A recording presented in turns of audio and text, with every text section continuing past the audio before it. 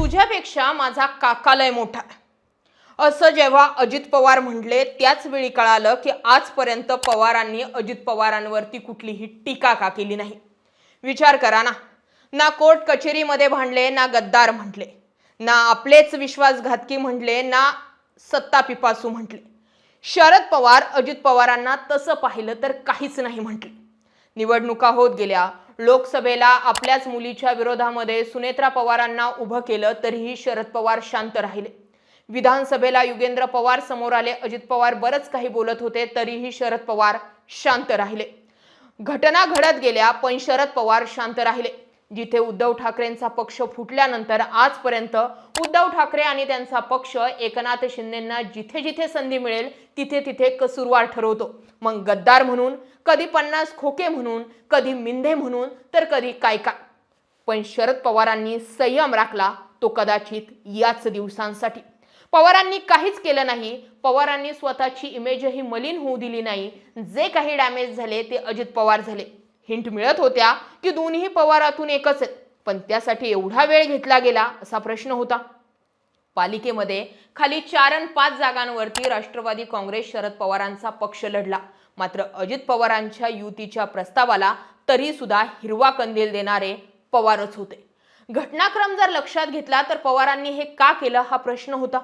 पण मग कुठून तरी सुरुवात करायची होती म्हणून त्या सुरुवातीसाठी एक मुहूर्त निवडला किंवा मग एक निमित्त समोर आलं आणि तेच निमित्त साधून पवारांनी दोन्ही राष्ट्रवादी एक केल्या का? आणि आता ते राजकीय रिटायरमेंट घेतील का? प्रश्न जरी अनेक असले तरी एक गोष्ट लक्षात घ्या, पवारांच्या डोक्यानं खेळणं कठीण आहे. मान्य. ना पवारांच्या हातामध्ये मोठ्या नगर परिषदा आल्या, ना पवारांच्या हातामध्ये महापालिका आल्या. दोन्ही काका पुतणे एक होऊन सुद्धा काही हवा तसा रिझल्ट मिळाला नाही. पण रिझल्ट मिळाला नसला तरी एका झटक्यात अजित पवारांना आपल्याकडे खेचण्यात पवार यामध्ये यशस्वी ठरले. मग आता ना सुप्रिया सुळे यावर काही बोलू शकतात, ना रोहित पवार. तसेही अनेक आमदार, अनेक मंत्री या मुद्द्याची वाट पाहूनच होते. अजित पवार हे फडणवीसांसमोर हाजी हाजी करतात. अजित पवार फार काही केंद्राशी ॲक्सेस जुळवून घेण्यात भागीदार नाहीयेत. अजित पवार हे जसं चाललंय ते बरं चाललंय या आविर्भावात आहे असं वाटत असताना जसं पुणे आणि पिंपरी चिंचवड महापालिका लागल्या त्यावेळी टोन घसरले. देवेंद्र फडणवीस स्वतः अजित पवारांवर बोलू लागले. कधी काळी आपणच उघडी केलेली सिंचन घोटाळ्याची फाईल नंतर सत्तेत घेतल्यानंतर आपणच क्लोज केली, तीच सिंचन घोटाळ्याची फाईल पुन्हा उघडी करण्यापर्यंतची भाषा जी होती ती भाजपची आली. गल्लीतला दादा राज्यातल्या दादाला नडला, खरी नडला नाही तर निवडूनही आला आणि ताकदही दाखवली. त्या महेश लांडगेंभोवती एवढा मोठा चक्रव्यूह तयार केलं गेलं होतं ते भाजपनं.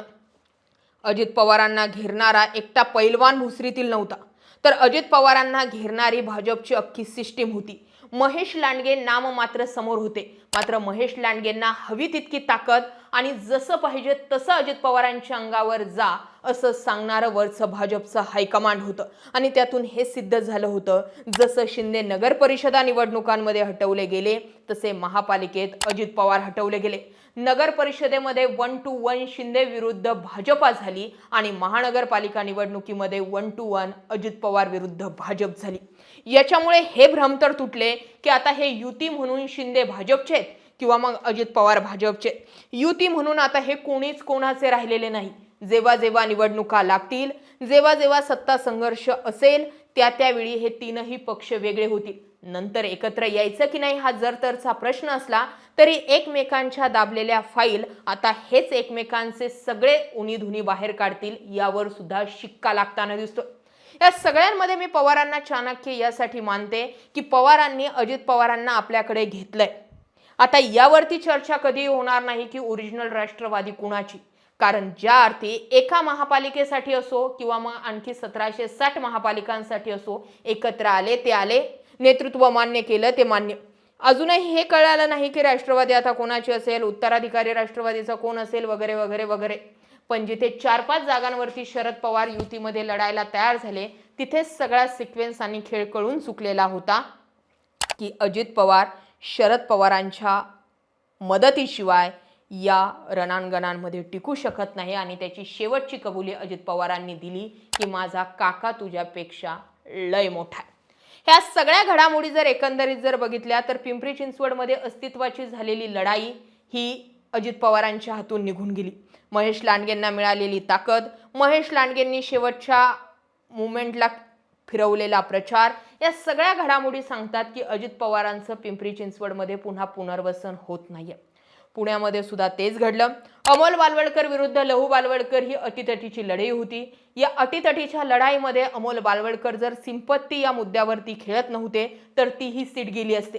जिथे अमोल बालवडकर कुठे 40-50 हजारांच्या मताने निवडून येणारे नगरसेवक होते, त्यांना 800-900 मतांवर आणून ठेवलं. याचाच अर्थ इथून पुढे अमोल बालवडकरांना सुद्धा प्रभाग क्रमांक 9 सोपा नसेल आणि चंद्रकांत पाटील आणि मुरलीधर मोहोळही सोपे नसतील.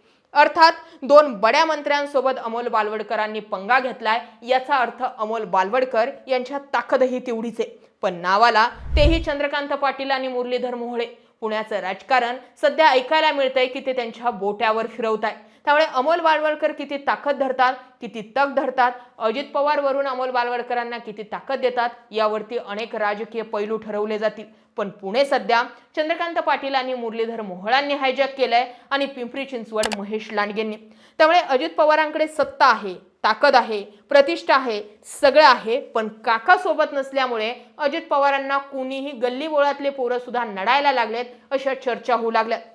या सगळ्या गोष्टींचा जर सिक्वेन्स जोडायचा ठरला तर इथून पुढचे राजकीय निर्णय आता पवारांना विचारात घेऊन, विश्वासात घेऊनच अजित पवार करतील. नाहीतर विचार करा ना, महापालिका निवडणुकांचा निकाल अपेक्षित आला नसताना सुद्धा अजित पवार पहिल्यांदा या निकालानंतर शरद पवारांच्या भेटीसाठी गेले. त्यामुळे इथून पुढचे राजकीय सगळे धागेदोरे शरद पवार आणि अजित पवार काका पुतण्यास लावतील आणि तिकडे दोन्ही ठाकरे एकत्रच येतील. आता भाजपला थांबवण्यासाठी वर्षानुवर्षाचे विरोधक सुद्धा एकत्र येताना दिसत आहेत. दोन भाऊ एकत्र आलेत, काका पुतणे पुन्हा एकत्र आलेत. आता एकटे एकनाथ शिंदेंनाही जर ठाकरेंनी पुन्हा सामावून घ्यायचं ठरवलं तर ते घडू शकतं.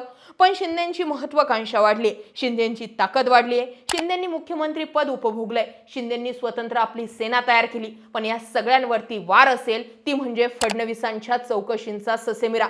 फडणवीस एकेकाची फाईल बाहेर काढतील, एकेकाला पुन्हा ताब्यात घेतील, कोर्टातील सुनावणी ते फिरवू शकतील. अशा अनेक शक्यता जर आणि तरवरती आधारित आहे. जर आणि तरला राजकारणात महत्त्व नसलं तरी सुद्धा अनेक राजकीय प्रयोगांना महत्त्व आहे आणि त्यामुळे भविष्यात येत्या काळात पवार आणखी एखादा वेगळा राजकीय प्रयोग करतील का?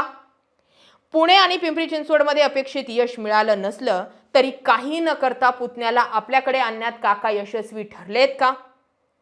सगळ्या घडामोडींकडे तुम्ही कसं पाहता कमेंट सेक्शनमध्ये जरूर व्यक्त व्हा. अशाच माहितीपूर्ण व्हिडिओसाठी आपल्या चॅनल आवर्जून सबस्क्राईब करा. जय महाराष्ट्र.